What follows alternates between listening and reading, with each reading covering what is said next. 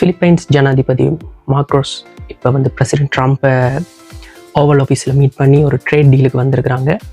அதாவது வந்து ஆகஸ்ட் 1 தான் நாடுகளுக்குரிய ட்ரேட் டீலுக்கான டெட்லைனாக வந்து ட்ரம்ப் வந்து கூறியிருந்தார்.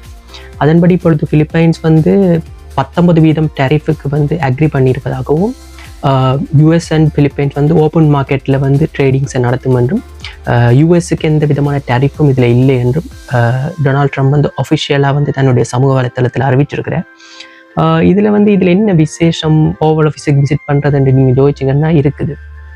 இதுவரை காலமும் பிரசிடென்ட் ட்ரம்ப் 2வது முறையாக பதவியேற்றதிலிருந்து விசிட் பண்ணின மற்ற நாட்டு தலைவர்களை நோக்கும்போது வந்து இது கொஞ்சம் வியர்டான ஒரு சம்பவங்கள் தான். ஏனென்றால் வந்து பார்த்தால் கடைசியாக ஜூன் 5 ஜெர்மன் சான்சலர் வந்து ஃப்ரெட்ரிக் மெர்ச் வந்து ட்ரம்ப் ஓவல் ஆஃபீஸில் மீட் பண்ணார். அந்த டைம் தான் எலான் மஸ்க்குக்கும் ட்ரம்ப்புக்கும் இடையிலான ஒரு புகைச்சல் ஒன்று நடந்திருந்தபடியாக வந்து அந்த மீட்டிங் ஜஸ்ட் என்ன சொல்ல ஓவர்ஷேடோ ஆயிடுது அந்த பிரச்சனையில். அது ஒரு குட் மீட்டிங். நீங்கள் இந்த பிக்சரை பார்த்தாலே தெரியும் ஹவு ஹி ஹேண்டில் ட்ரம்ப் சொல்லி ஒரு ஃபுல் செல்ஃப் கான்ஃபிடென்ஸோட அந்த பிரசிடென்ட் மீட் பண்ணியிருந்தவர். இந்த மீன் டைம் அதுக்கு முதல் வந்து மீட் பண்ணது வந்து தென்னாப்பிரிக்க அதிபர் ரமபோஷா. அதில் வந்து என்ன சொல்கிறது, தென்னாப்பிரிக்க அதிபருக்கு ஒரு நெருடலான சம்பவம் தான் சொல்லணும். ட்ரம்ப் வந்து சில வீடியோக்களை போட்டு காட்டி அங்கே வந்து ஒயிட் பீப்புளுக்கு ஒரு ஜெனோசைட் நடக்குதுன்னு சொல்லியும் அதுக்கு ஒரு சங்கடமான ஒரு நிலையை வந்து ட்ரம்ப் ஏற்படுத்தியிருந்தார் தென்னாப்பிரிக்க ஜனாதிபதிக்கு. அதற்கு முன்னே மீட் பண்ண ஆளில் பார்த்தீங்கன்னா வந்து நம்மளோட Canadian prime minister Mark Carney. That was a good டீல்னு சொல்லணும். அது வந்து கொஞ்சம் இந்த டிப்ளமேட்டிக்கலி வந்து அந்த மீட்டிங் வந்து கொஞ்சம் சக்ஸஸ்ஃபுல்லாக நடந்துட்டு தான் பெரும்பாலானும் சொல்கிறாங்க. அதற்கு முன்னே மீட் பண்ணால் தான் முக்கியமான ஆள் Ukraine president Zelensky. February 28 meet பண்ணார். அதில் நடந்த கலைபரங்கள் நீங்கள் எல்லாரும் அறிஞ்ச விஷயம்தான். அவர் பாதியிலேயே வெளியேறினார் என்று சொல்கிறத விட வெளியேற்றப்பட்டார்ன்னு நான் சொல்ல வேண்டும். ட்ரம்ப்பும் வைஸ் பிரசிடென்ட் வேன்ஸும் வந்து செலன்ஸ்கியை நடுவில் வச்சு செய்த விஷயங்கள் வந்து என்ன சொல்கிறது, ஒரு உலக அரசியலே ஒரு டிப்ளமேட்டிக்கலி வந்து ஒரு பொருத்தமற்ற சம்பவம் தான் அன்றைக்கு நடந்தது.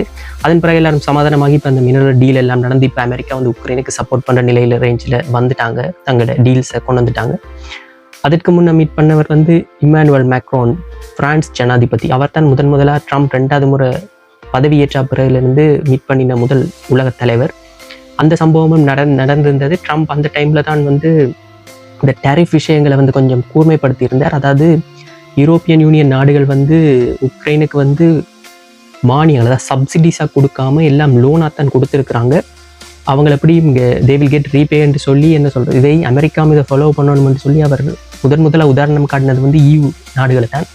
அந்த டைமில் இம்மானுவல் மேக்ரோன் வந்து தான் இவ்வளவு தான் தாங்கள் கடனாக கொடுத்ததாகவும் மிகுதியெல்லாம் சப்சிடிஸாக போகிறதாகவும் சொல்லி அந்த ஓவல் ஆஃபீஸ் ப்ரெஸ் கான்ஃபரன்ஸ்லேயே ட்ரம்ப்போட பேச்சை வந்து மறுத்திருந்தார்.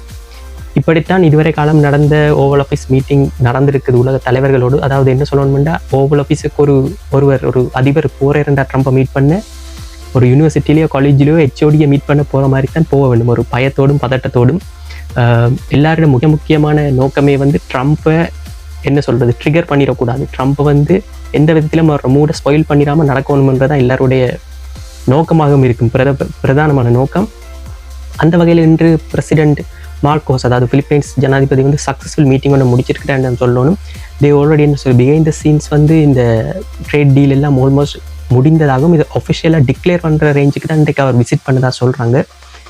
எனக்கு தெரிஞ்ச அளவுக்கு முதலாக ஒரு நாடு வந்து அமெரிக்காவோட ட்ரேட் டீல் ஆகஸ்ட் 1 முன்னே வந்திருக்குதுன்றா அது பிலிப்பைன்ஸாக தான் இருக்கணும். பிலிப்பைன்ஸுக்கு தாங்கள் நிறைய மிலிட்டரி சப்போர்ட்டுகள், அதாவது இராணுவ உதவிகள் வழங்குறதுக்கு தயாராக இருப்பதாக ட்ரம்ப் இன்றைக்கு கூறியிருக்கிறேன். இந்த பிலிப்பைன்ஸ் ஒரு முக்கியமான பூகோள ரீதியாக ஒரு முக்கியமான நாடு அமெரிக்காவுக்கு. என்னென்றால் சைனாக்கு அருகில் இருக்க நாடும் ஏற்கனவே வந்து தாய்வானுக்கும் சைனாக்கும் இடையில் இருக்கிற பிரச்சனையில் வந்து அமெரிக்காவோட தலையீடு கொஞ்சம் அதிகமாக இருக்குது.